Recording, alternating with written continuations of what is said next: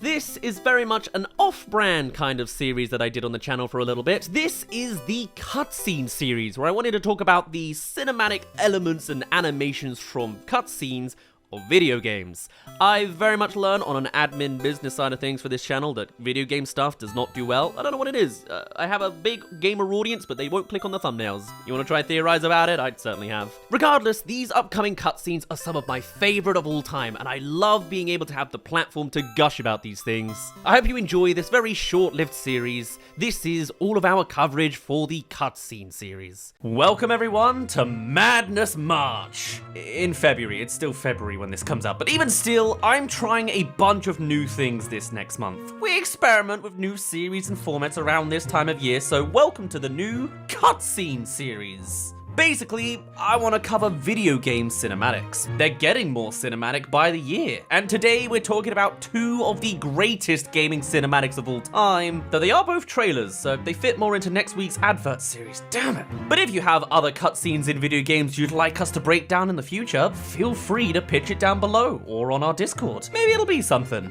Now, Dead Island. When I think the greatest video game trailer of all time, I seriously think of the Dead Island trailer. This thing came out 11 years ago, man, and it is still running around in my mind from time to time. Reaching 17.5 million views through IGN alone, this ascends from game trailer into just cinematic art. And then they made another 3 years later, but we'll get to that in a bit. The trailer begins like a lot of cinematics do, pulling away from a very close-up eyeball, but as it pulls further, you come to realize this is kinda gross, as it's the eye of a young girl who's staring lifelessly on the ground. But you can't even tell until you spot the grass on her side and the camera rotates 90 degrees. It's tragic looking. You're led to ask yourself, why would someone kill a little girl like this? Blood on her mouth and shoulder, but she seems human. All the while, a man is swinging a bat in the background and another stumbles on fire.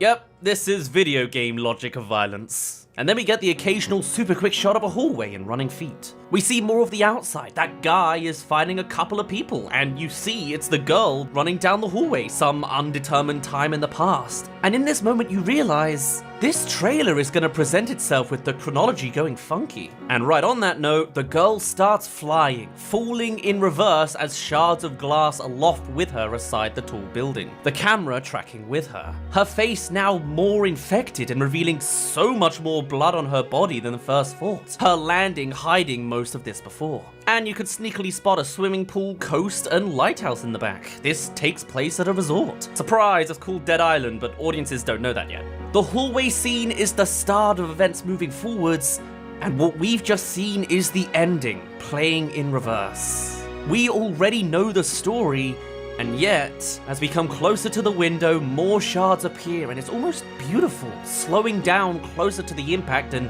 in an instant, switching to the warm interior with a swift sun glare, where it's meant to be safer and comforting for a young child. Landing onto the shoulders of a man, her father, who swings her around on his back.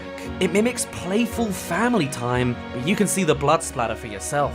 And in the hallway, it's the first time we fully see the zombies. Before, it's all been POV shots or them silhouetted in the distance, but they're catching up. And now they're between us and the daughter. Meanwhile, in reverse, we see this white shot and the two revealing behind a foreground of zombies, overwhelmed at both ends of the timeline, literally and compositionally. She continues to run at the start as they near, us close enough to see her terror now. And we see the first rumblings of our other human, the mum in red, shrouded by the crowd as the other two swirl more inland. Forwards, they're splitting further apart. Oh, this zombie's got no hand. And from the start, we have our first real plot piece. The infected bellboy steaming ahead of the zombie crowd with the other two recognizable infected. The camera following handheld, much more chaotic than the almost elegant reverse camera. And we've now come right back to the center of the room. The mum is fending off a zombie with her knife as the dad lets go of the child. Bellboy is still steaming ahead for the kid, and we catch the pivotal moment of the scene. The zombie lets go of the unassuming mum as the child jumps back from the bed.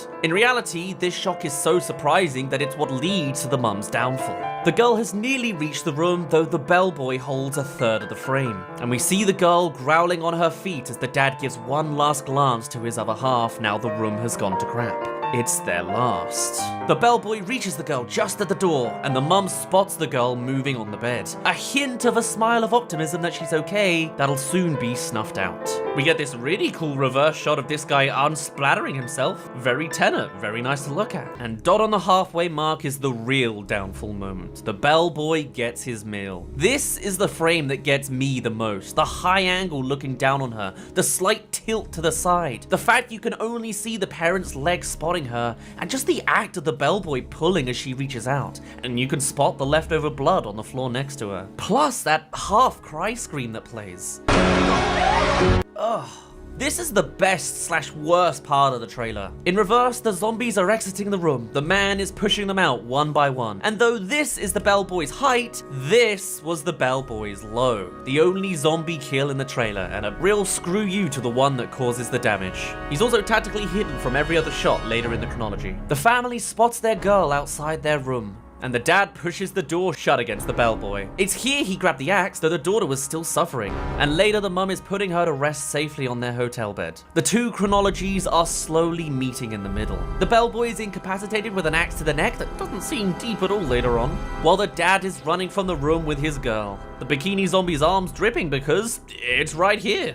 And right as the two sync up, we reach the final moment before it all. The hint of happiness in the center of this hellhole, and the real nail in the coffin. The best case scenario of actually saving the daughter, and the decision that ultimately destroys the entire family. It is the spark of optimism and the catalyst of catastrophe. The savior moment of a dad running up to his daughter, hand outreached, but never touching. Now, of course, people splice this to be in chronological order to pass more details, and I've mentioned most of them. In the correct order, you can better spot certain expressions, like the brief happiness from the mum when the daughter awakes and dying from keeping her eyes on her child, the fear and relief of the dad when finally grabbing his daughter, or the fact that in her final moments, the infection of the zombie virus seems to fade away on the girl's body. First her arm, and then her face. But this is likely more so to contribute to hiding her injuries in the first moments of the trailer when you're clueless. Or you could take it on as your personal headcanon that she dies as a human rather than a zombie, since the host of this infection no longer sees her as a useful vessel anymore, and that final tear she's brewing at the very first moments of the trailer are actually her true human feelings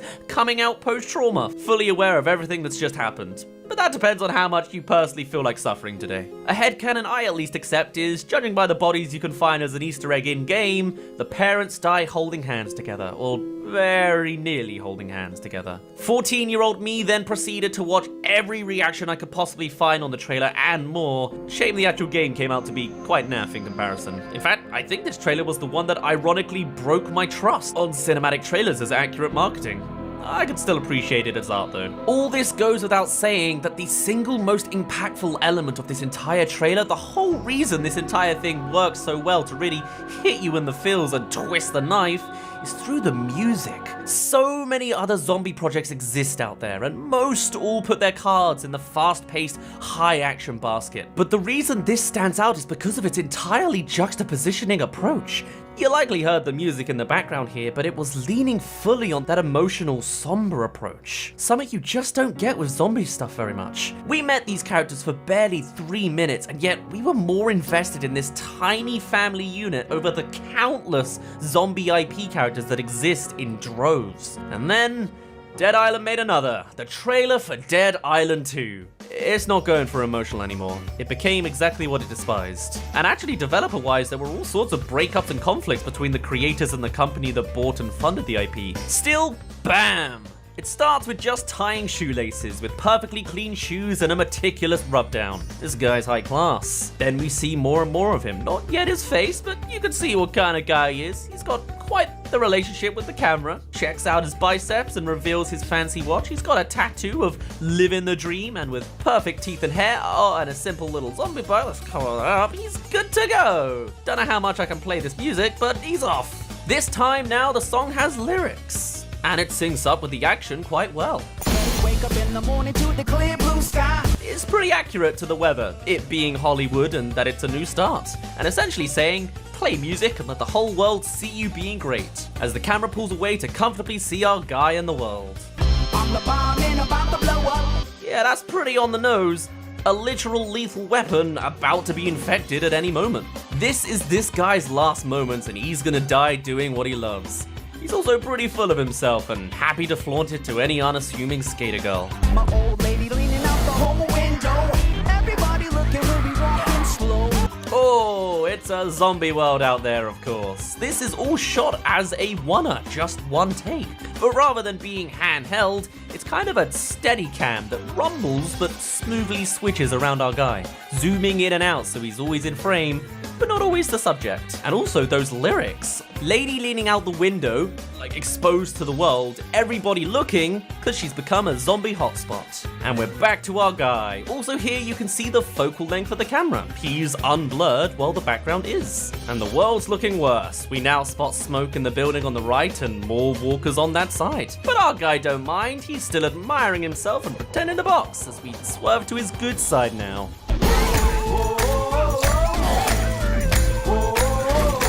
Shotgun shot in sync with the music as we see another one go down, and a hint of the next act in the background. At this point, our guy's really losing his protagonist role as so much is happening, but he's here, blocking it all out with his fingers as a limousine comes swinging in, keeping that Hollywood theme, and really leaning on directing your eye. First left, then right, so far left we've lost our guy for once, and then aiming us up to catch the tree and spot the helicopter above. That's fantastic! And the camera really isn't keeping up with our guy. He's just staring forward though. The news ain't doing so hot. Crashing to a Beverly Hills-esque mansion way out back and bringing us right back to our foreground guy with a propelling propeller piece. Perfect. Though we've spent too long looking away from my guy and he's groggy. Following that, we get our first cut to this unique shot attached to the shoulder as we track the rate of infection on this dude's arm. Kinda looks like a stop motion animation. Decaying the skin and especially the word living in the tattoo. Nice. The neck crinkles, lips dry, and anything inorganic is out. Shots still have that stabilized approach on different body parts, as the fake hair he was caressing earlier falls out, as does that bicep he was so attached to. His material and social values exposed for only the natural, or supernatural. Just showing his feet so you don't get too gory, and a kind of skin time lapse as he fully decays. Now the camera's tilted for the running shot, and hey, is that the sequel rendition of this guy again? That means we've now got 2 zombies reimagined as Bikini Lady is rebooted as well. And now it's just chaos. More zombies, fighting on the roof, fiery cars, a Wilhelm scream, skate zombies, police zombies, zombies with a sled on their foot. Our man has fully lost his protagonist status as he's just another one in the crowd. Time for the wide shot to focus elsewhere. The swinging van in the back, blazing past all the early elements, the limousine, macing zombies, crushing others, barraging the car. These guys are defensively set. And even as separate parts, our guy is alive and perturbed. The music distant as it's been diegetically accurate the whole time. Now it's not in our ears, though technically it was only in one ear at one point in the trailer. Still, it all loops back to those shoes. Again, polished and perfect as not Jack Black claims his loot, and actually Aaron Paul calls him back. A tease for the real main characters, finishing off the supposed theme with a billboard of material values in Hollywood and getting the body you deserve, a decaying one. Much more lighthearted and fun as a concept. Ironically, exactly what we were praising the first trailer to not be. But alas, it is still some great cinematic art. Just this one was more of a one-er with a bit of a theme to it. As for the game itself, it gets a little complicated. It never came. 8 years on and it switched many hands due to the seemingly conflicting nature of the IP owners not knowing which directions to take the franchise. Ironically, in researching this, I only just discovered Dying Light and how that was created by the core creators of Dead Island 2, not the corporate overlords that this sequel is, so maybe I'm gonna give that a try real soon. One trailer's even a homage to the original. But even still, this is some fantastic marketing, a fantastic duo of shorts, and a damn good representation of video games as art. Even if it is about as far off from the gameplay as it gets. Even still, these 2 trailers ring inside my mind on loop after all these years. I'm just glad I can finally talk about it enough to get it off my chest. This to me, though not technically a cutscene, is one of the greatest cinematic pieces of storytelling I have ever seen. And so, it is a wonderful start to this potentially new series where we'll do more of the same, just maybe more in-game. The new Sonic movie's here, but no matter how good it is, it will never live up to Sonic at his absolute prime. This is his absolute prime. Welcome back everyone to the cutscene series, where we dissect the very best of video game cutscenes, as they too are getting just as cinematic as real cinema. Today we're covering a scene that has kept with me for many years. It's the opening introduction to Sonic Unleashed. I mean, this is just the toppest of tiers. I don't think Sonic will ever top this sequence right here, but let's get into it.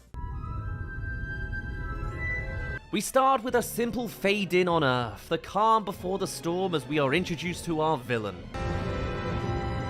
The music interrupting the piece with an orchestral cacophony in one of the best renditions of Dr. Eggman's themes we've ever heard. You hear Eggman before you see him, the great Mike Pollock, looking and sounding so crispy, and an evil laugh fitting for such a cartoon character. All of this shot being built to demonstrate the scale of this set, as we see Eggman twist into view at a low camera angle, bolstering him up whilst keeping him dramatic. And now the camera zooms and fades to the other end of the ship, like a super zoom. Sonic silhouetted against the fire first, icon before character. He's designed with shapes in mind after all, and the music changes to a build-up. We all know what's coming. Damn, he's shiny. With a dramatic turn of the camera, we still don't see his face, but his other features first, as he looks at the distant goal. Kinda looking like that one level from Sonic Heroes. It's a gameplay adaptation. But first, his hurdle is... again, giving us a kind of camera zoom for that handheld, rushed and energetic feel to see those super shiny robots. And in universe, they give them some low angle lighting. Very evil. A classic technique. Before pulling back to reveal more robots in the foreground. Again, to show scale as a miniature surprise reveal. And though this is a pretty functional shot, thematically, this acts to tell us a bit about these two characters. We can see that Sonic is viewed as a real threat needing so much firepower, and this Eggman knows, implying the history between them. And Eggman again being as cartoony and physical as possible. And so they do, shown as a side angle on the right, shooting left, as villains tend to do. And Sonic here's just looking good, the music kicking into gear in sync with the action. So simple.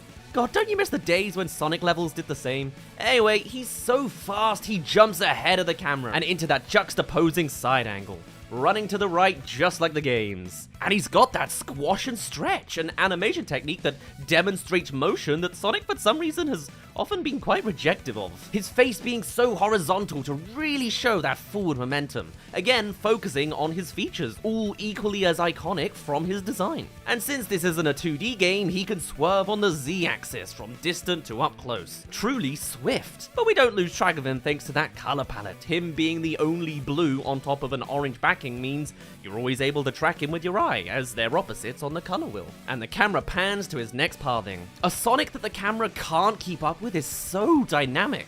It almost seems like a no-brainer. And so Sonic next shows off his new and improved spin jump attack, camera following behind him almost like a perspective shot before swinging around to the other side, like a half rotation of fluidity compared to where Sonic first started. And then, a brief moment of calm. It's the cool, radical skater shot Sonic's kept along with. In this moment, he's enjoying it. This is child's play to him. And he's laid on top of the twinkling space like a festival fireworks show. A beautiful, conscious decision someone made anyway. And now we follow back to his run. Camera dashing ahead, but low to the ground to highlight all that added speed. Ooh, the adrenaline. And then, bam! Our first slow-mo shot. The fast speed is great for dynamics, but now after some distance, we're getting close up. And again, that super shiny lighting is to die for. Lens flare in the background and all, and a clear indication of what's going on. All with a flare of violin in the music.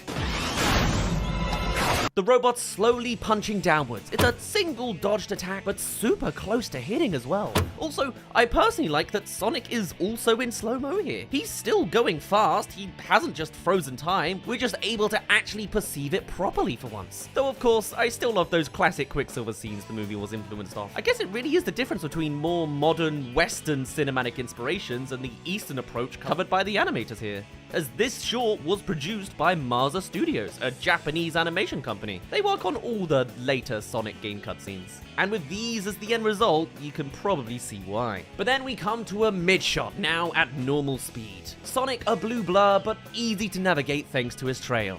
And the camera also spinning around the robot in the opposite direction to Sonic, albeit only slightly. We get that sense of being equally as disorientated as the robot, and yet the shot is also very followable, balanced to a perfect degree.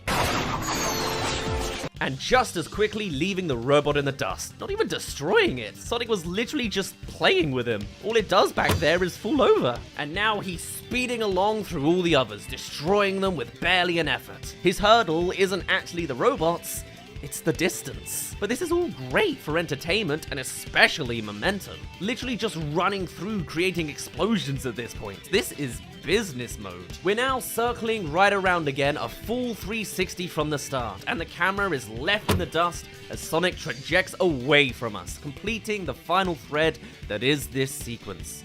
Only scraps remain as he shrinks in the distance. This was all a collection of small sequences spliced together with one central motif. The camera doing a full spin as Sonic closes the distance, as well as a toward and away shot. All since that has been one big oneer of a shot. Easier to do with animation, sure, and with plausible hidden cuts tucked in there too, but it still makes it a great set of cinematography. And that's just this scene. The cutscene continues. And with all that, it's finally time for a proper cut. A robot from the sky, clearly a noteworthy opponent. And it is. We briefly and clearly see Eggman within it, impossibly up front to the camera. Another helping hand of animation there. And immediately in the same shot, contributing to the action with Eggman's mech swinging around his arm into a machine gun, and the camera swinging back with the action now that he's established. Eggman shoots the floor recklessly, willing to destroy anything to get Sonic, as well as giving us a trail of explosions to ogle over and guide our eyes over the frame for the next bit. Cut to Sonic, effortlessly hopping over these explosions we just witnessed, not losing any momentum, coming out of his spinball to express some focus, silhouetting in front of the next explosion and jumping high and out of the frame. A skill level beyond this bump of a hurdle. And Eggman too looking stunned upwards. Even he is still stunned by Sonic's ability. Not necessarily because Sonic has gotten better, but more likely because this is a cartoon and Eggman is meant to be beaten. Underestimating Sonic for that easy loss. You little... As for Sonic's actual attack, he starts by spinning in place close to the camera so we get a moment to help us see what's happening, with Eggman's teeny tiny mech in the distance looking so insignificant, followed by a brief first-person shot to know what it really feels like to be Eggman, I guess. And then we follow Sonic again, in bull form bouncing underneath the robo before running up the wall. The camera follows. We see Eggman cartoonishly turn, the camera pulling back to reveal all the more missiles. Same technique as the first bots earlier, which promptly fire off. Camera continuing to follow right up close to the camera, like a great 3D glasses effect, even swerving in front of the lens. Cut to Sonic's mid-shot expression. For the first time, we see his thoughts. Turning behind himself as the first real threat comes his way, though his response is pretty simple: go faster. Really stretching his face as the air pushes along him. Eggman is in full assault mode now, just firing indiscriminately upwards towards the Hedgehog.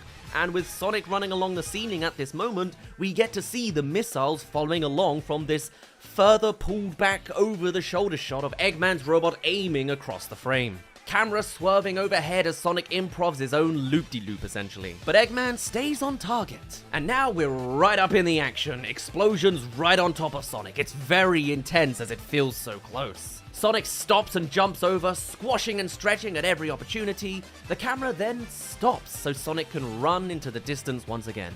Only a handful of missiles remain, and explosions obscure our view. Camera shaking with each boom for added effect. Sonic has escaped the audience, and in turn Eggman as a hurdle. Sonic never kills him, just his inventions, or knocks them down sometimes.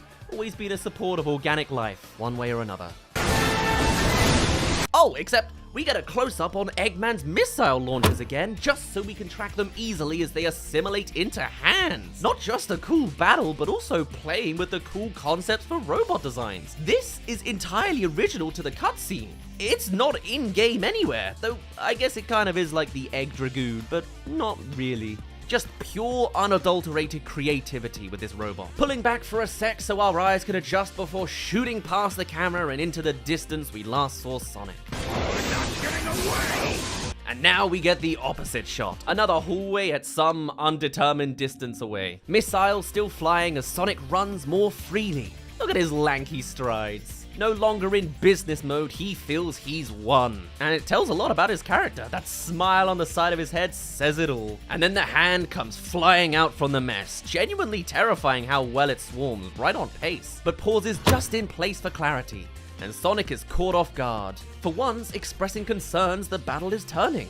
Very briefly, because it is. Being swooped up, obscuring all the blue from the shot. Sonic actively losing? Talk about drama. And just as quickly, Sonic is yoinked back down the hallway impossibly fast, with us seeing some of the mechanics of Eggman's work. It's a simple towing system. For the mechanics in the audience who want to see some realism, I guess. Before guiding our eyes back to Sonic's resting place and Eggman holding a victorious fist. The action stopped and it's a face-to-face and over the shoulder. The music now stripping down to just basic drums and a single flute. But the camera zooms through the glass and up to Sonic. Still no dialogue exchange this whole time, mind you.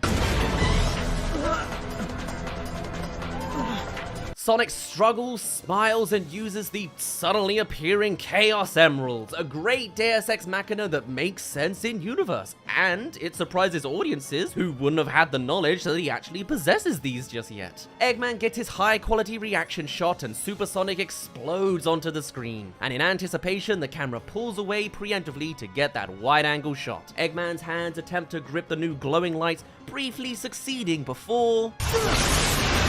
the robot mech now fully disarmed. We as the audience get a pause to take in Super Sonic's new form, as well as a swelling of a victory motif from the soundtrack.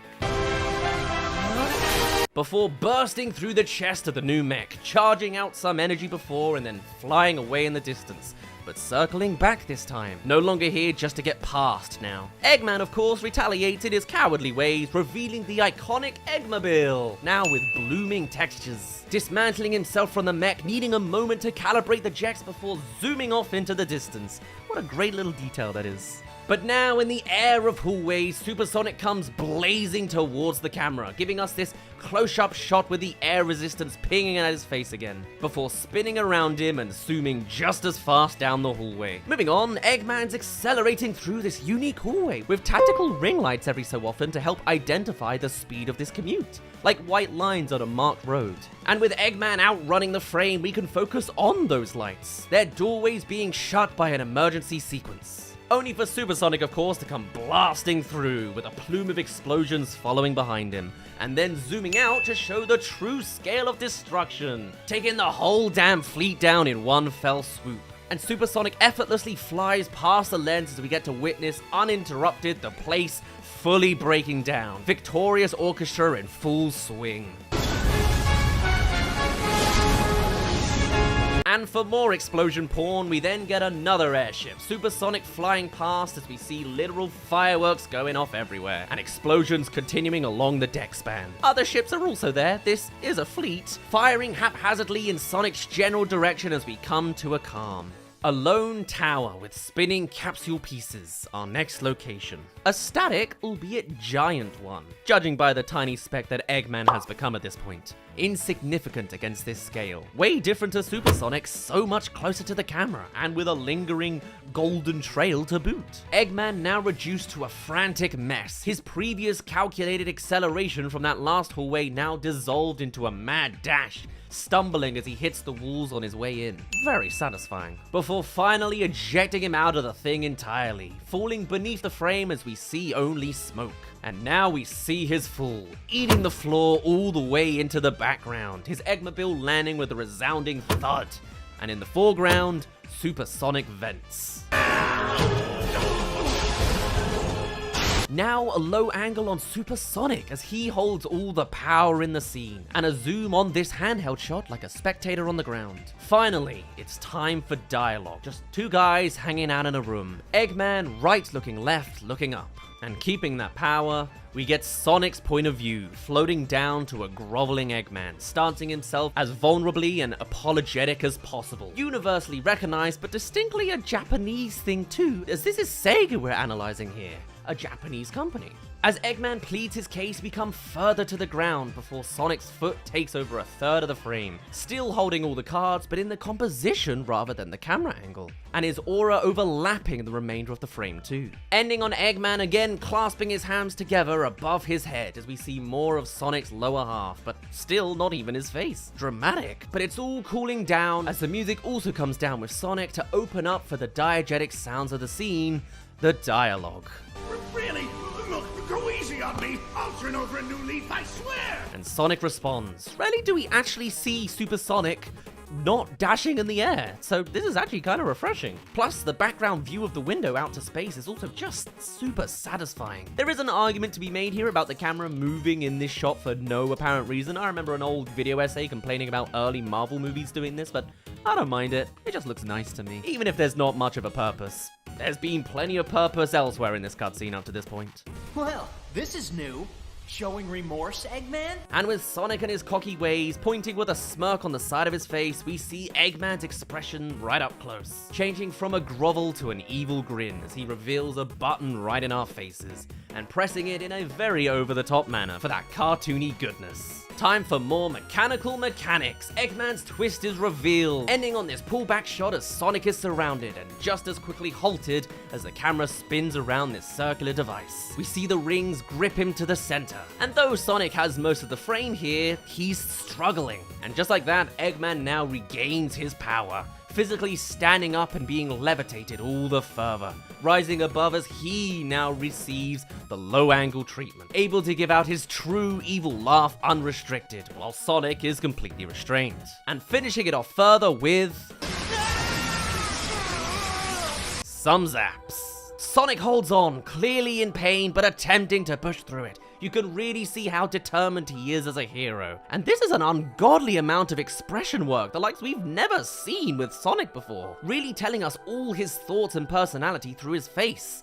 And screams, weakening for a moment before we pop out and Sonic loses his gold. Eggman on looking like the mad scientist he is. And an extra close-up on him, content as the light flickers on his face. Here's that tower again, now positioned much less peacefully and more phallically, revealing it's just another weapon, opening up like Eggman's space weapons tend to do. The music's back, but all evil and ominous, building. Sonic now not even given the whole frame, in a pseudo-censored kind of way. We don't see the full body as it writhes in pain, but in a way, not seeing some of it seems to make it worse as our imagination fills in the gaps. The Chaos Emeralds planted in the foreground orbiting Sonic to show the power is being drained away from him. And cross-cut with more mechanics unfolding. Multiple elements of Eggman's plans all coming together at once. Sonic turns towards Eggman, though it's also directly at the camera, the last piece of resistance. Also, here's that face you've seen in thumbnails years ago. Seriously, this is another one of those images that's just everywhere. It's pretty haunting. But a big W for the animation studio behind the cutscene, right? And actually, probably one of the most mature canonical story elements in a Sonic thing. Maybe? The tower has now become a skeletal gun, aimed at the nearby planet established at the start, as Eggman laughs fulfilled, saying his exact feelings, because this is still aimed for children. Oh, I've waited a long time for this. Evilly rubbing his hands and all, before doing the biggest button press of all time. We see the energy build on command and come blazing past the camera as it tilts to look down towards the planet. Destructive enough to outpace the cam, and also giving us this full wide angle of the same moment. Technically, this is going back in time a tad to really sell the effect of the shot. A similar thing happens, again, in Eastern representations of fight scenes, where a hit is shown multiple times from different angles to really exaggerate it. Some more subtle than others. The hints of Eastern inspirations do continue to lurk in the background of this work. Anyway, this beam is a planet killer, gently making its way to the surface innocuously before revealing its true power and how it wipes out any clouds in a massive vicinity. and the music is almost just saddened. It's not crescendoing here. This isn't the final move. And for reference, we get our very first shot on the surface of this planet and the massive turbulence it's making in the ground, causing a shockwave that disperses the atmosphere, or at least drains it of its color. Though even here, I feel it's a little downplayed. The clouds aren't missing, and that gust of wind at the end, that's nothing compared to this. But anyway, our evil man is now giving a unique pseudo point of view with this close-up on his glasses, reflecting his perspective of the planet in his sights as he looks on in anticipation. God, I have these long sentences. Back on the surface, we get a digital drone shot of a beautiful sunset as the ocean actively cracks beneath us, before pulling up to show more of that scale. Magma glowing deep below the cracks and interspersed with this new liquid tentacle thing. The planet was a cage, and this new creature was Eggman's true goal. And as its reach grows further from the cracks, it ends with it reaching towards that very sunset. How poetic. Also a point, it didn't have to be a sunset when this occurred, but the creators knew it would look better that way. A simple, conscious decision, again, makes such an improvement. So of course it went with that spectacle.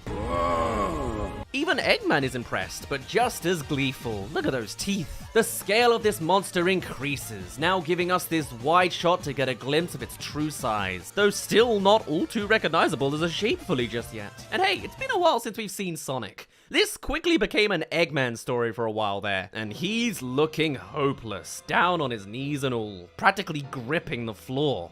He looks angry. The beast now developing a kind of lanky hand that grips the planet, meanwhile Sonic 2 is gripping with his hand, his fur darkening and his gloves no longer of use. First we see his claws and the rest of him blurred by the narrow focal length. This is what the music's truly building up to. And the beast's face has now formed into view? Maybe? It's intentionally kind of complex to view thanks to it basically being a final boss spoiler, but it's big. It has spider legs, tentacles, and hands. A real amalgamate. But just like it, we next see Sonic's face, his teeth extending into fangs, and the music reaches its real crescendo.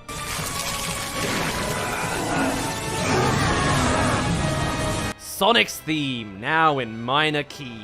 Camera pulling right out into that roaring shot, fur flowing in the non-existent wind, just as Gaia does the very same thing. Now those features I can recognize. Sonic and the monstrous dark Gaia are intrinsically linked through the cinematography. The camera pulls all the way back to give us a full view of half its body. A bright white light behind it as a lens flare effect that continues to both light and obscure it, and seemingly the beast's form is frothing a tad throughout. And as an explanation, the Chaos Emeralds are shown again, drained of all color, shown to us earlier to be a reference point for this moment. And they too fall to the ground as we see Sonic's werewolf stage first from behind, panting out of exhaustion. His shoes more spiky now, but that's more of a character design thing than cutscene. And then next is a silhouetted mystery again. We only saw him briefly before, obscuring half the frame as he's the anomaly of Eggman's resounding success. But he doesn't notice. Success! A brilliant success! We see his perspective, having Sonic in shot only briefly as he's distracted by his real goal. Looking up out the window, the camera tilting to mimic him, as we now see a single piece of the planet is plucked off, and underneath, the growing magma and occasional watery tentacle. And in true kids film fashion, Eggman exposites his plans. Now I just need to harness its power. Eggman Land will finally come to be! It's just a battery pack for him. He may be threatening and evil and even torturous, but he's stupid. Through and through. And now it's Sonic's retaliation. His new form still obscured by a dramatic pose and tactical shadows. The lighting putting in the work rather than the camera now. His eye glowing red in the dark. His voice deeper, more mature than before. And finally, we see him in the light. Sonic, that's a good look for you. Bastion. Honestly, this feels like one of the biggest burns I've ever heard Eggman say. It's harsh. Again, Sonic gets the dark part of the frame, now a quarter as Eggman is the one speaking.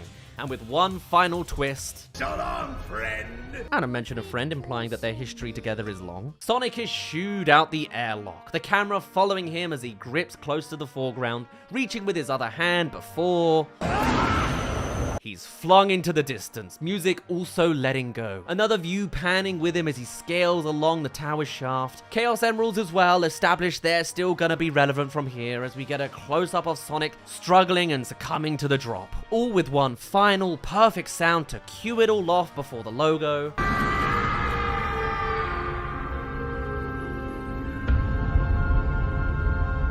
Damn, what an opener. That is unbelievably good.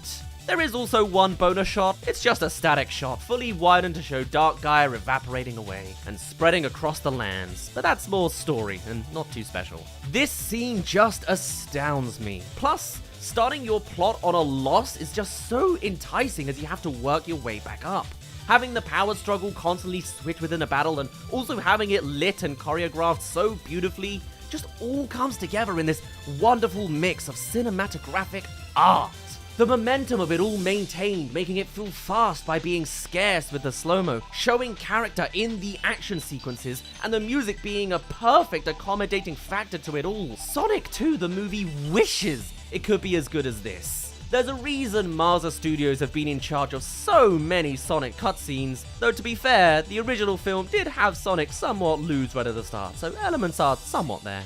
Perhaps the new movie will take on more similar elements this time around, with Eggman being more Eggman-y this time. Maybe he'll actually have the strength to cause an even fight some of the time, rather than being 100% trounced at every turn. But that's for us to find out when we actually see the movie. Hello! Welcome to episode 3 of the Cutscene series. A playlist people seem to like so much, I've gotten complaints that we haven't already made more. I'll take it as a compliment. In the past, we've covered the likes of the Dead Island trailers and the opening to Sonic Unleashed, and my Discord has been popping off with all sorts of great suggestions. Final Fantasy VII Remake, Xenoblade Chronicles, Smash, Warframe, The World Ends With You, Lego Star Wars. Damn it, why did I think of that when it came out? And I definitely do want to cover these soon, but I'm gonna veto them all for one more choice of my own for a bit of variety between prompts. And because I'm trying to write this in a single day to build a backlog. Look, here I am today. That's the Bright Night 360. Anyway, today we're touching Overwatch. Ugh, no, not the 2022 version. We're going back to the good old days of 2016, whereby Blizzard was pushing the boundaries of game and cinema all the more by full-on releasing in-universe short films of some of their iconic characters, and focusing much less on harassing female workers with a frat boy atmosphere. I've been boycotting Overwatch myself since the Hong Kong controversies, but enough of the downfall of the company. This short from the golden era is just an amazing piece of fan service for those who want to see some lore, in a beautiful high-quality sheen. And The Last Bastion has to be one of their best. Hitting 21 million views on YouTube, you can tell this one struck people in their hearts. For a hint of context for you unaware, this short covers the character of Bastion, a completely overpowered, unfeeling douchebag, but in the lore, he's the remnant of an old war against the machines, the last of his kind, who's somehow awake in modern day, but with a kind heart and affiliation for nature. And this short is his origin story.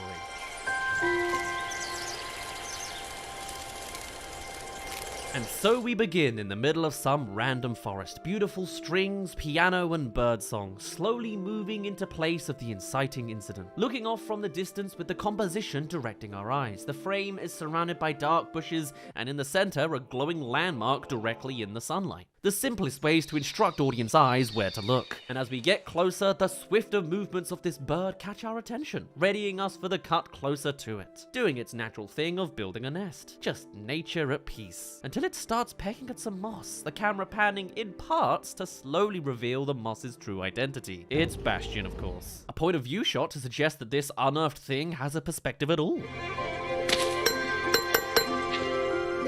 And some great diegetic sound, feeling more impactful because it's literally a wake-up call. And then we get the POV again, now with its robotic UI accompanying its vision. It's a robot. And hey, those two logos are its two abilities, reconfigure and self-repair. And with a simple cue, we can see it's fully activated. Music now getting more complex, scaring the bird away and pulling us back for a moment to see the mound that Bastion has become over time. And now it's time for action. Those shots of mossy nature now becoming mechanical movements as Bastion takes his first steps in modern day.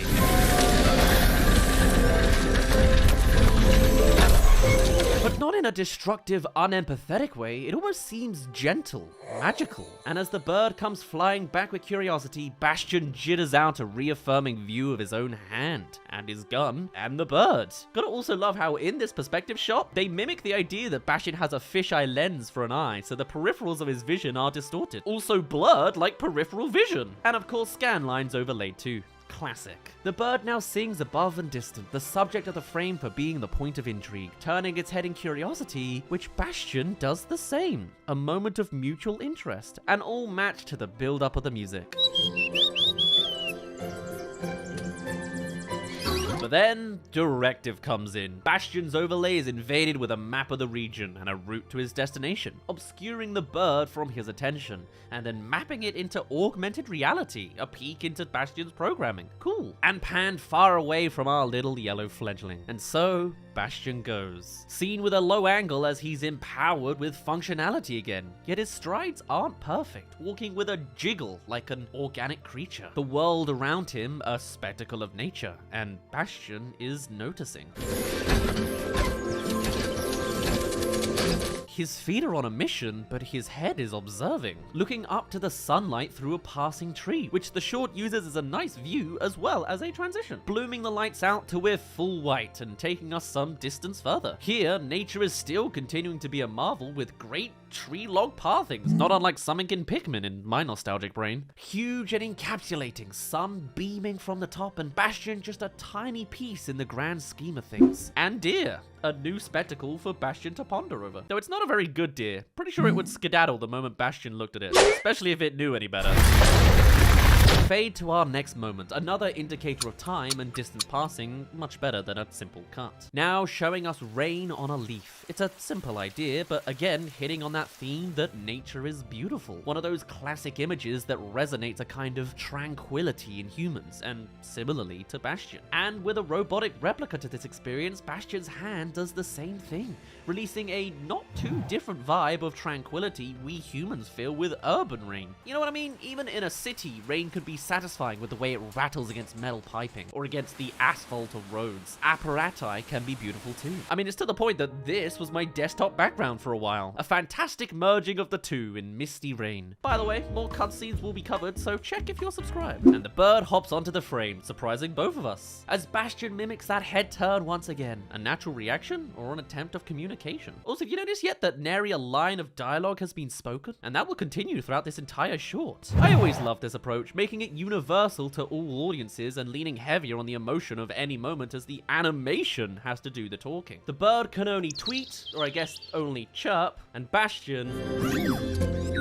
only hums. Beautiful. And the bird uses Bastion's hand as both a drinking opportunity and for that ASMR-y goodness, detouring Bastion entirely, as this build-up of experiences has convinced him to step off his beaten path. We next see him playing with nature, a reflection shot of him against the water, bird sitting safely on his head as he taps himself.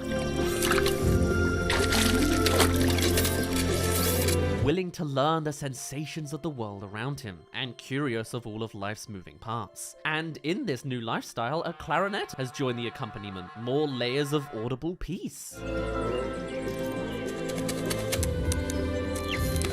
Learning of all of life's moving parts. Shocking. And eventually being a source of comfort for even the most gentle of creatures, a hub for butterflies is proof of a good heart.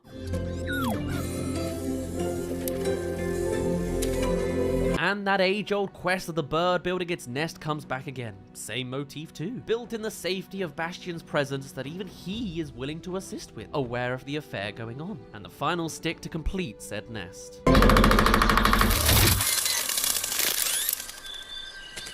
Who'd have thought Overwatch was gonna dip into PTSD territory? You don't need me to tell you a woodpecker can sound like gunshots. And strikes Bastion like a rush of adrenaline. The butterflies scattered, birds circling as Bastion looks around anxiously. The music shredding to a single droning note. Camera turning around him too, and tactically using this tree to cut to him closer, as the tension builds towards this invisible enemy. Audibly, the peckings are echoed in the forest, feeling more like distant gunshots. And then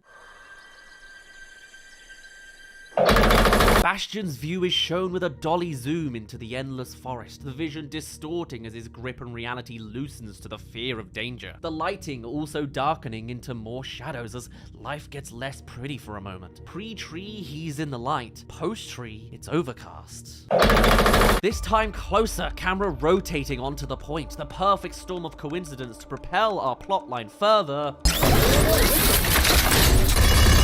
First, it's its entire face, turning from blue to red, an easy cue to follow, showing us multiple angles of his transformation, urgent and happily shredding moss in his destructive, directive-focused ways, far different from the initial wake-up, spraying bullets from his perspective in any general direction, and it's suddenly so much louder than the rest of this short. What a shock to the system! It's, as a YouTube comment said, it's like a fight-or-flight response built into the program, but all it can choose is fight. A tragedy of a character trait to push against his personality. And just like that, entire tree stumps, decades old, are ripped to shreds in an instant. Some frames even looking like an impact frame from the lighting glowing within the tree before beaming through the bullet's trail. The camera now shaking along with Bastion to really feel the energy of the moment in this lapse of judgment. No music. A disaster still minuscule when compared to the entire scale of this landscape. Is it just a cliche shot of birds scattering, or meaning something more? That Bastion is so trapped, completely lost, or that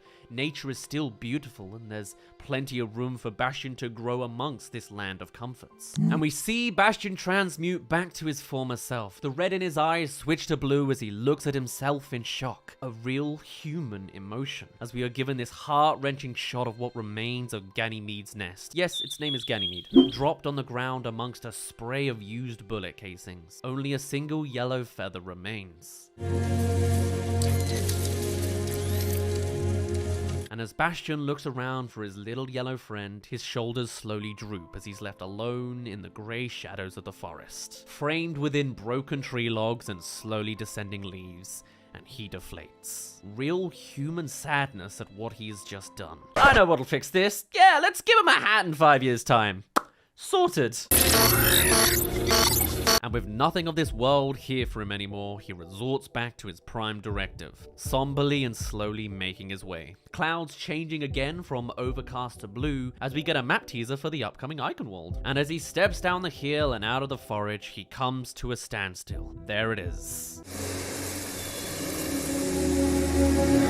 The destination of his original goal. Not doomed amidst war, but almost angelically placed. Beaming sun, blue skies, and an endless green field. Staring at Bastion from such a distance away. Asking him if he's willing to leave behind his own natural wonderland. And he does. Composited so fantastically here, he is literally stepping out into the unknown. A heavenly looking void. Leaving behind his prior experiences. Look how much of the frame this takes up. He turns back nostalgically toward the forest, giving another one of those sneaky focus pulls to follow his eye line. Stopped in the center of his big decision. No destination on either ends of the frame. Surrounded by the beauty of this field, he finds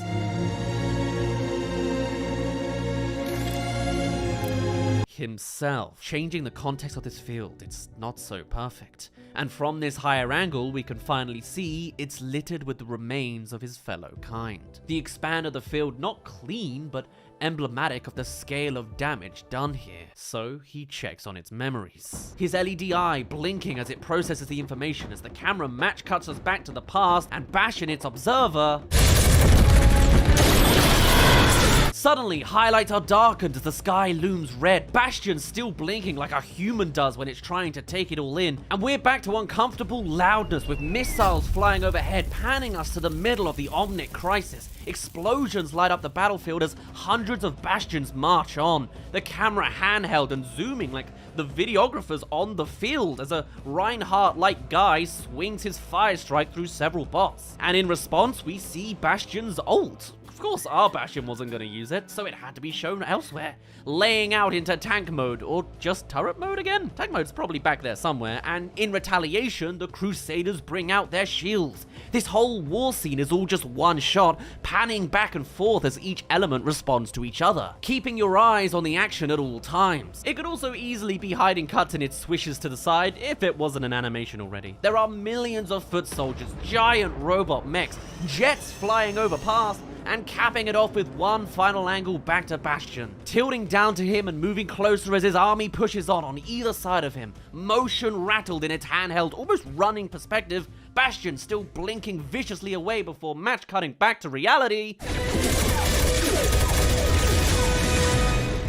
surprising him once more in his blue form before activating him for duty in his red form. His stance straightening up as he loses his organic influences, and now, empowered with perfect mechanical strength, he locks and loads his gun and begins the trek to continue the war. That goofy, jiggly gait he had before now rescinded to perfect machinery footsteps.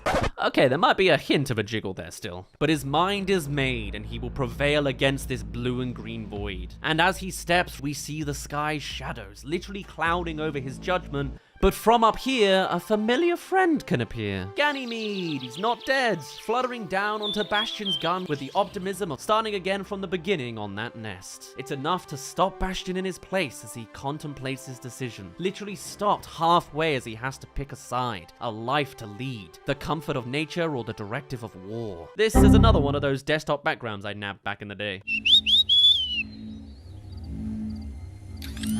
He pulls the first stick to his weird one-eyed face, looks at his shoulder before returning to his blue-eyed self, of course. He's made his decision.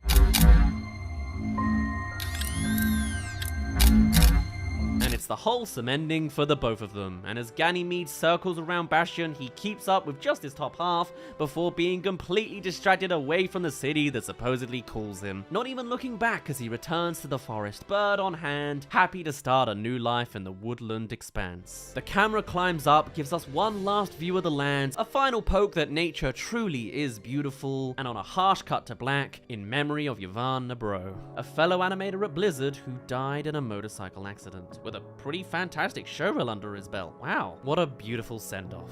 This, in my mind, was Overwatch at its peak, and though I'm very much not a fan of the franchise or the company, they've really been digging themselves a bigger hole over the years, I can still appreciate the art that goes into some of this stuff. I was certainly hooked back in the day. I'm not interested in Overwatch 2, but I'll think back fondly of the good old days, and try to avoid sending them money going forwards. Screw Overwatch, but also, I loved you, Overwatch. I'll say it, I think Square Enix has some of the greatest cutscenes in all of the gaming industry. I do not have the time to play the Final Fantasy saga really, but the visuals this company seems to exude in some of their high-end projects is just without compare. I could watch hours and hours of this kind of content, and no other can really be given the title of Square Enix's center stage project more than the Final Fantasy VII Remake, taking a beloved but admittedly crass visual narrative and gleaming it to be pushing the boundaries in this modern day. The old 3D was already groundbreaking for its time, but how long has it been since we've actually witnessed groundbreaking these days? And since it's a remake, we've got more to dissect with a comparison of the old to add as well.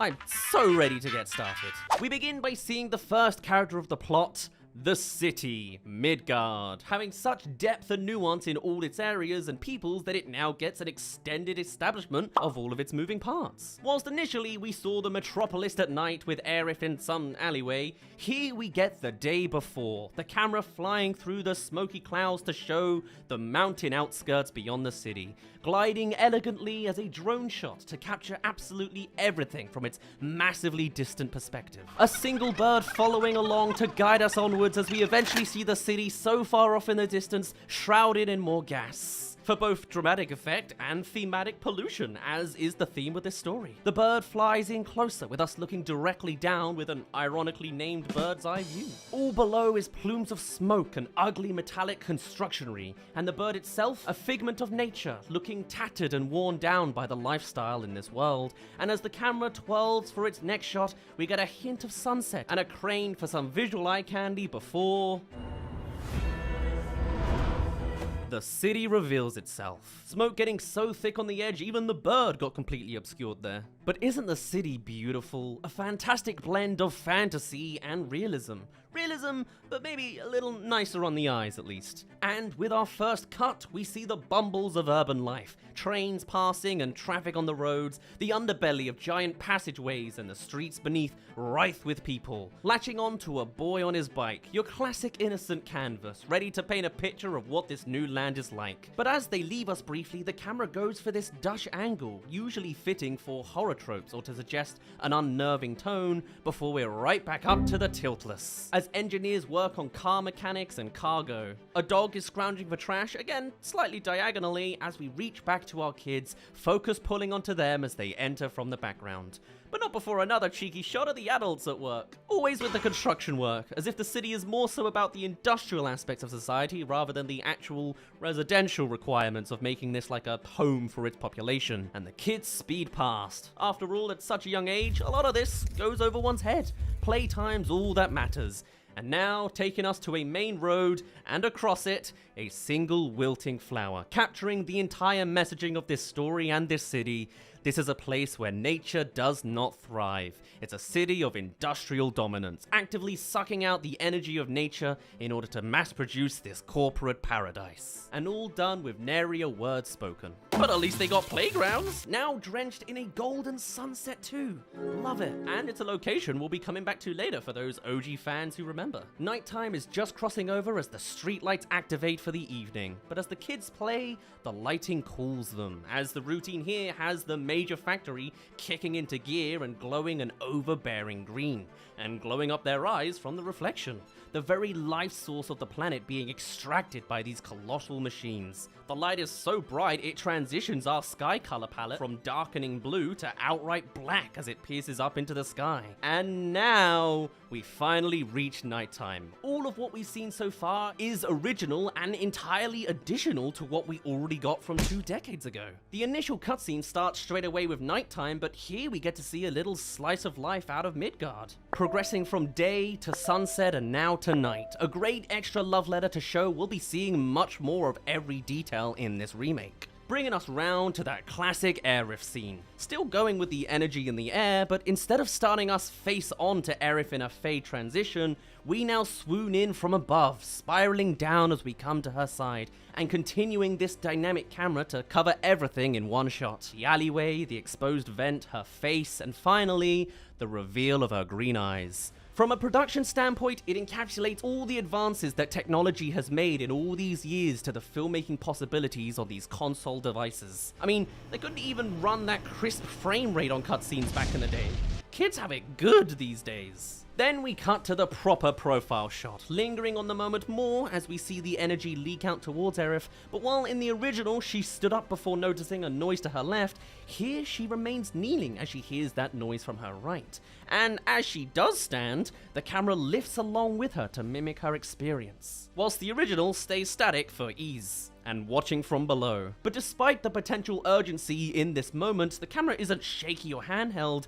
It remains smooth and elegant, reflecting Aerith as a character through the Steadicam cinematography as she darts out of frame. Bringing us now out into the streets of the hustle and bustle, and both takes want to get across the same point: this city is hustling and bustling. FF7 does so with the reveal of a car getting a little too close to the screen, whilst FF7R does it with a pedestrian. If your character model tech has improved, might as well use it. But wait! I come here from the future or an alternate dimension portal or something to tell you to subscribe. Or if you want to see other cutscenes for us to break down, give it to us in suggestion form over on our Discord. Alright, that's enough from me, you've been warned. It's also at this point that our ears now need to come into play, as Square Enix has added another layer of detail that just cannot be underpraised. Now that Aerith is on show, her theme is of course playing to us in the soundtrack, but unique to the remake rendition, if you listen closely, you may just hear... Yes, that is the lyrics of Sephiroth's theme, subtly planted in there as a looming threat to linger underneath Aerith. The soundtrack mimicking one of the central themes and conflicts of the story through layering and combining. Anyway, coming back to our eyes again, on top of the idea that this city is brutal and unkind in places, little flower girl here drops a single flower only for it to be crushed under another citizen's feet. Really hitting home the theme of nature versus this city. And it's another new addition from the first, which from here starts pulling away to reveal the full scale of the city. So probably time for the remake to start leading to the same. Though I will still point out how such simple real-life camera techniques like the shallow depth of field on this flower that blurs out the background and the physics of the light on Aerith's hair in this profile shot work to just make a phenomenal display of CGI. Enix is seriously top tier on their cutscene designs, and it is not even close. I I can never get enough of the look. Why can't they just make full movies, man? And as she somberly holds the crushed petals, she looks up to the sky, or more so the camera, to again copy that original's first shot and giving us some cyclical cinematography, ending the same way as it started. And now we drone away. Probably the biggest advantage of virtual cameras, you don't have to work out how to do these kind of motions practically. In 1997, the motion was more low to the ground, only revealing humans, big buildings, and then the green pumping factory. But with the remake moving more vertically, it can now expand into showing these buildings with neon signage, overcorporating it to make the city seem even worse. There's also a lot more space, as you can see individual streets of this district continue on, and other pumps labeled clearly in the distance. And of course, there's details to every nut and bolt, so it looks less bulbous than the original. And from here we get iconic and nostalgic. But for the remake, oh, it's not ready yet. With the power of modern technology, it can scale up way more, lingering on this wide shot for way more impact, going way past the central tower, drones flying past the camera to hint to that authoritarian governance, pulling out all the more to reveal each district with actually perceptible streets and residential areas, easing into the motion to really dig in the suspense before finally giving us...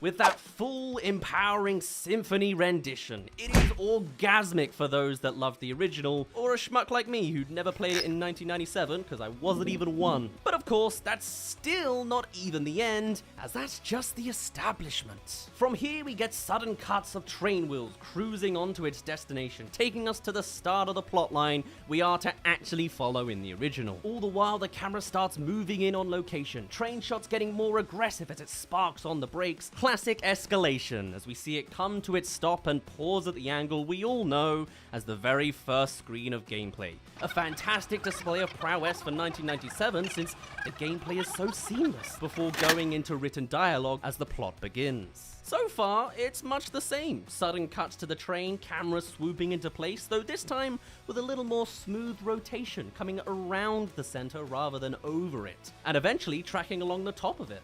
We are the train now, and coming right round to even seeing Cloud strive for waiting on the top of it. Wind in his hair, light flashing past, and the fandom screeching somewhere in the distance. The train wheels again shown sparking as it's forced to a stop before our final cutscene shot is a simple pan of it coming in. Now, maybe a little less subtly cutting into gameplay as a smog of smoke blocks our view for a cut into the next sequence. Now with the two soldiers appearing on the station for a routine patrol. They are in the original but come running out once all are alight, but it's a lot more dramatic to build into the reveal that they're there, right? Following one soldier as we see from his perspective the other guy just completely vanished. Suspense as we await the reveal of the team we know are there. Bam! And there he is, Biggs coming in from behind so we don't see his face. Jesse sprinting in with a roundhouse kick and Wedge just jumping in afterwards. But hey, at least we saw what Jesse can do. But these guys aren't the face of Final Fantasy VII, so they run back against the train for the boy you're really waiting for. Barrett is there with a swift pan of the cam, giving us in voice acting form his historic first line, "Come on newcomer, follow me." Get down here, Merc. I guess it's a bit of an alternate universe. Even still... absolutely beautiful. This game knows what it's doing. It knows how to build up to a climax, and with a cool anime pose to the camera, the intro concludes, and the alternate universe Final Fantasy VII story begins. It's an absolute powerhouse of everything video game cutscenes have the potential to be, with advanced CGI technologies for camera work, dynamic lighting, and character models, mixed with the directing prowess for theming, cinematography, and hidden details, and an understanding of how to produce the perfect love letter, granting additional details for how the world works, how to improve every frame, and how to hide more in the sound design as well, and cutting it off with a fantastic fanfare of nostalgic goodness to hype up even the most casual gamer for the triplest A project of this decade. Is that selling it a bit much? Are there still flaws with the game and the company? Maybe, but from an artistic perspective, I am just eating it all up.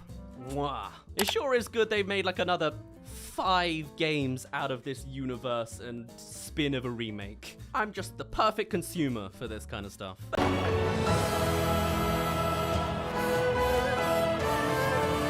You know what? Screw it! I'm typically a movie YouTuber. Hi, hello, I'm the guy that uses the obnoxiously sized text in thumbnails. My normal content is the likes of terrible movie reviews or cancelled movie productions, breakdowns of individual movie scenes, and knee-jerk trailer thoughts and opinions. But you know, I used to be a gaming essayist first, and games these days are getting more and more cinematic. And damn it, I'm gonna be playing this game whether I'm online or offline, so here it is, the scene that changed Tears of the Kingdom. And what I mean by that is we're gonna dissect the expository new reveal of Legend of Zelda Tears of the Kingdom. But not for clues and secrets about gameplay and plot, though I'll happily regurgitate what I've heard from others, and instead let's break down the camera techniques being used in the cinematography to highlight this trailer into one of the best the gaming industry has ever experienced. And for the sake of copyright, we're gonna take a slightly non-chronological order. So from a tonal perspective, this trailer has rounds. It starts off gentle, builds up in the middle, and then releases a climax before cooling down again.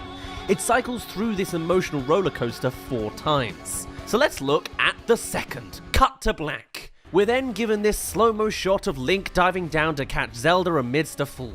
The camera is wide to fully capture the length Link will go to her despite clearly not succeeding, and showing us a little more of this mysterious hand reaching out to Link. Now this shot is not new to us audiences, as this shot has become the most used presentation of the game so far, being there even back in the initial teaser trailer. So this is more of a callback to ground us back to this clearly defining and catalytic moment, previously seen more close in. Following that, we continue the emotions of the mishap, their hands very barely brushed together seen close up before Zelda is lost to the void, falling away from us now as we witness disaster from Link's perspective. These are all synonymous shots with making this drop as dramatic as possible, though eagle-eyed fans have noticed Zelda glowing as she falls, so she'll be alright. Obviously. Also, considering the fact that these latest Zelda games have been a mishmash hodgepodge homage to the entire Legend of Zelda franchise, you could make comparisons to Skyward Sword, where this exact exchange has happened before. Following that, we have the landscapes of Hyrule, blown out as far wide as possible with a tiny Link down there to showcase the scale of this world. And even with the in-game camera, we're looking up to ogle at this new underground area with lava falls to catch our eye. And now we reveal in more cutscenes a fleet of airships, again wide and low angle to highlight scale and value as they loom above and approach Link. The lightning in the back also adding to the atmosphere as it lights up the otherwise dull snowstorm. Following that, we have more gameplay. There's not too much to the camera work, but it's keeping up its objective, showcasing spectacle. I don't know what's going on here though. And then it's your classic laser pitfall. Again, it's the in-game camera, but the in-game camera tactically pulls way back as Link super dives, making him a tiny pebble on the frame for ease of maneuverability, as well as to see how large the obstacles around him really are. Gameplay with frame within a frame, you're directed to the negative space as well as the orb dispenser over there for an otherwise mundane mechanic. More frame slicing inside this maze labyrinth. It's a display of the variety of spaces in Tears of the Kingdom, and this one is long and narrow. And as Link spins his spear on horseback, the camera is again low to the ground and swerving around him. The focus isn't on his target or the brewing rebellion or civilians in the world, it's all on Link, looking like the hero of the wild. Our last line of defense will be Link. And we're back to cutscene cinematics. This elevator shot has the unique design of not having a roof, so we can easily stare all the way down at Link, imposing upon him as he's seemingly entering new territory, uneasy. Whilst the lighting of the environment creates this unique ring lighting effect that is just incredible to witness. Way to make an elevator shot interesting. Here's a new character up front and center, with a shallow depth of focus since the background is the least of our worries right now. But there's little motion from them. They remain a mystery with how little information we can get beyond the face. But we know they're incredibly important because... it's another beat drop. And our first inkling of vocals as well. Reversed? Here's Link against the sunset.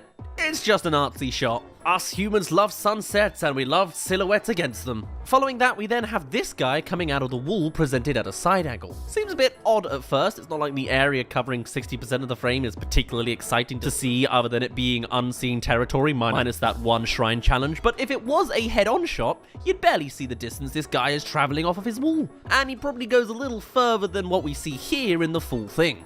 Here's Link looking dramatically as the camera turns. It's not your usual topic to be looking towards the same side of the frame as they're standing. We typically like our characters to look across the center of the frame, but it can again be put to the shot being cut off early for the trailer. As here he stands in the royal grounds, widely shot since we're focused on the room, not the person. And this is the climax of the second round. Not what you'd expect from visuals alone, but listening with the soundtrack and... yeah, it certainly is. As we cut to black again, let's switch over to our fourth round now. The finale, starting not from a cut to black, but from an explosion. Lovely. As it's Zelda again, now stood in the overworld of Hyrule looking at her palms. It's a pseudo-angelic shot, judging by the composition of the blue sky, bright sunlight, and her dressed in sacred clothing. But the camera isn't moving to pedestal her, staying static instead, as Zelda is clearly brooding over her duty and ability. She's unsure of herself, not some ease-of-access hero, but one who struggles to achieve what her fate tells her. But as the hand pose leads us into the question, what she got, we next get it answered as we see up close, a tear of the kingdom. Clearly the symbolic piece of this entire game, given it's in the title, and that's always meant it's important in the past. And you can catch the Master Sword behind her, so clearly the two are connected. People suspect she's tasked with fixing this Master Sword as it was shattered in the prologue.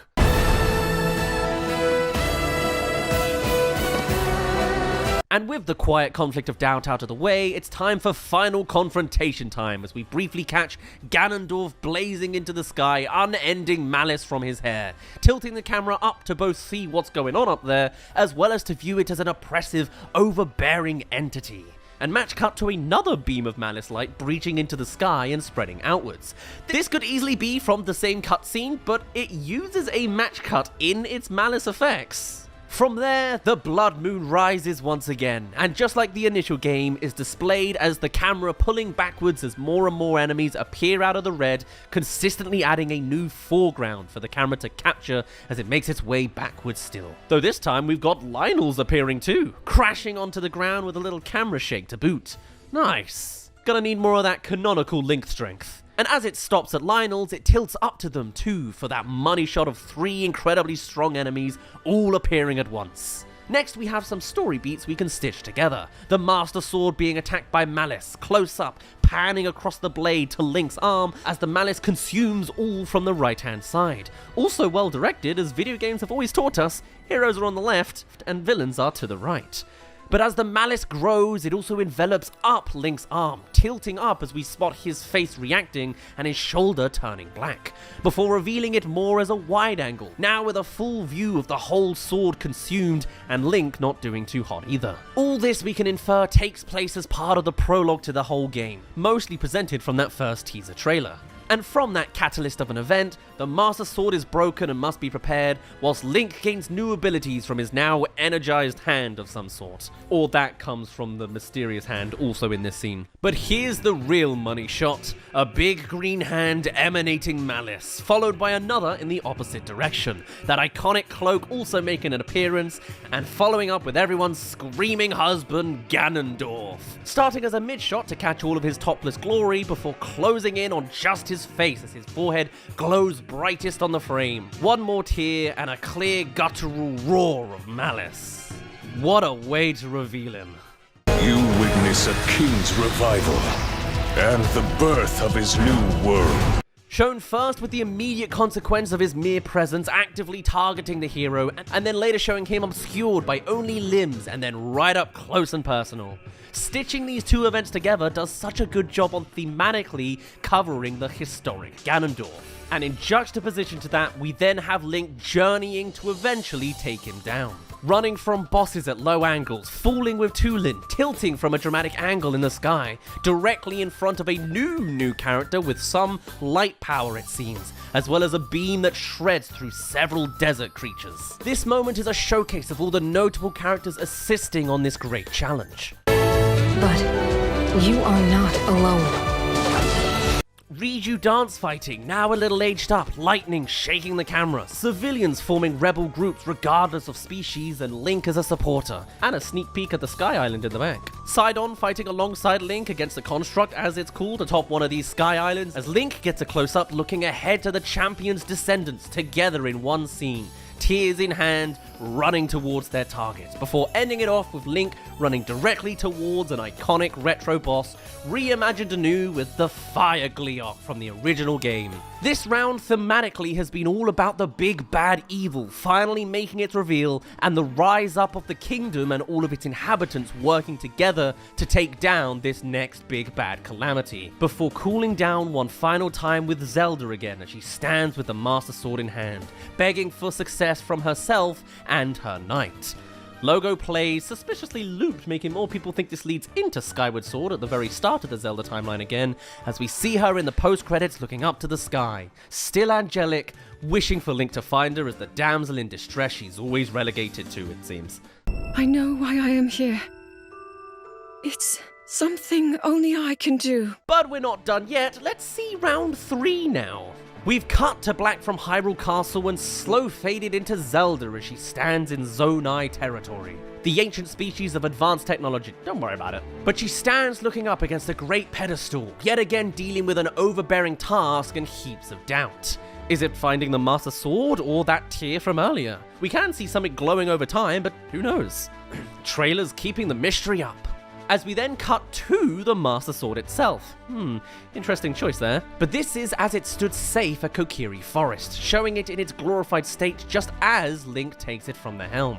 With that thematically at the front of Zelda's mind, represented visually, we then have her approached by some character. I don't know if it's Good Guy Arm Guy, or that unspeaking one, or heck, even Ganondorf, who could have captured her, judging by the large cloak, despite them saying, We rely on your knight, and that legendary sword he carries. But my job's not to work that out, thankfully.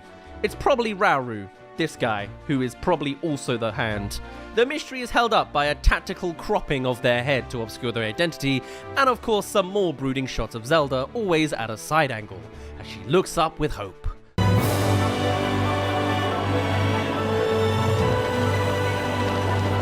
And as we thematically turn our attention to Link, there he is.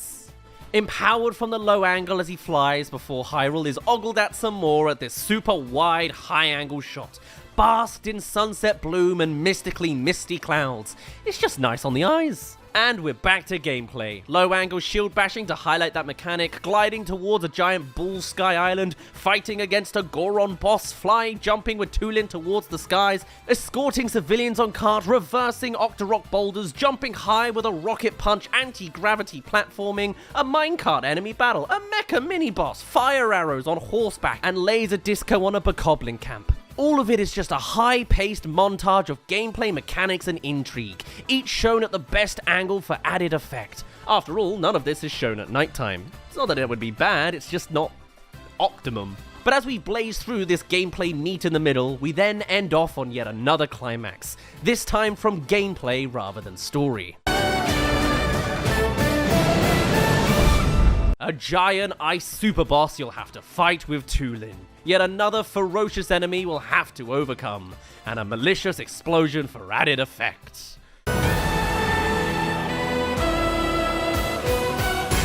And alright, we've skimmed over it enough, this won't take long. Let's tackle the first round of the trailer. Having the slowest, peacefulest start to ease us in, it starts with a variety of landscape shots to ogle at, scanning through clouds to reveal the lands, slow swerving wide angles of the islands below and the skylier islands above. There's side topics of constructs reacting with their environments. Thematically, it's the introduction of this new Hyrule before Link comes crashing from up top it all. The camera movement going absolutely ham for this one shot, diagonal, twirling around Link, practically going sideways on him, closing in before pulling out just in view for the title card to pop up. Now Link is in the corner rather than the title, like in Breath of the Wild. I personally wouldn't be surprised if this is this game's same moment. All this camera motion is in-engine, so why wouldn't this be the in-game title card? You wake up, realize Zelda is out there, you're aged and up high, now jump down and get started. And as he whips out his paraglider, we're again getting spectacles of Hyrule. Thematically following Link, he lands and runs to new territory. Open fields with new backgrounds, a refurbished Hateno village, a new camp showing signs of rebuilding at Hyrule Castle, all linking into this idea that the world is healing and new on top of what was already known. But gameplay is familiar, as Link is now climbing a mountain. Next, the camera scans across this pathway and past Link as it observes up to the storm clouds up in the mountains. And then... cuts to Storm in the Desert, with a dramatic drop in the soundtrack. The first dip in the trailer to lead from peace to action, where a new temple is growing out of the sand. We've moved our topic onto the changes of the world, perhaps for the bad, as Hyrule Castle rises from the ground and debris falls from the sky, widening out to see how far it's visible from before this eclectic malice shot. Just brimming with red malice with that super blood moon as perhaps the source of this climax moment. Like a Sozin's Comet of the Legend of Zelda world. Or maybe it's even a force field around Hyrule Castle, a little like Twilight Princess. Regardless, it's our big bad again, coming in with heavy drum beats, with such long, luscious hair, some people think it might not even be Ganondorf, but Demise. Yet another connection to Skyward Sword at the start of the timeline. But just before he can turn for an identity check, we cut to black. Not silently, but climactically. This first round has been about introducing us to Hyrule, its lands, changes and challenges, whilst the second round takes us back to the roots of the story, the prologue catalyst event that kicks off our villain story, princess story and hero story, as we see the gameplay consequences of that and what are the goals along that journey. Next, round 3 follows the princess dilemma as she comes to terms with her tasks and the world's contexts. Before beaming hope onto Link doing a little bit of everything for us to get hyped for, as round 4 takes us to the finale, as we witness the Tears of the Kingdom, the biggest malice of them all, the challenges that disadvantage even our hero, and the revived villain of our entire premise. With a stick on determination as we see the immediate representation of rebelling against this evil oppression, ending it off with one final ominous challenge for both Link and for Zelda. A final call to action for the night, and also us as audience eager to hop on to yet another legendary adventure.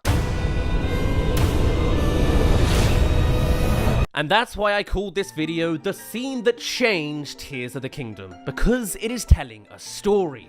Across 3 minutes is covering all of the thematic beats of the experience you are meant to take away, and it does so in a way that is a true masterclass in marketing with all of the moving beats it has moving together. And not to mention the perfect cinematography for every single shot across the entire 4-minute runtime. And that's without me even gushing about the soundtrack the entire time. You can never be disappointed when Nintendo whips out the saxophone. But for what was supposed to be a mini episode of mine, this sure has gone on a little while, so I'll leave it off here. You know, I made a whole 100% Let's Play of this game across 6 months when this game came out. Maybe if there's intrigue, I'll do some sort of stream with a new game, but we'll just have to see. And maybe more relevant game breakdowns. Maybe the super underperforming cutscene series has room for a return. We'll see. You'll just have to let me know. And that is the end of our work. I'm delighted that I have the platform to be able to gush about these cinematics in the first place, but ultimately, they very much flopped pretty much all across the board, the hardest any of my stuff has ever flopped. I get it, I learned how my audience works. But to be able to put it together for one final hurrah is a big blessing that I hope you enjoy. I mean, you made it this far to the end of the compilation, so congratulations to you. For now, though, I'll still probably poke around with some occasional video game thing. We'll see. I love the stuff. You can't fully stop me. But either way, my name's been Daz. Thank you very much for reaching the end of this compilation, and I shall see you all in a little bit.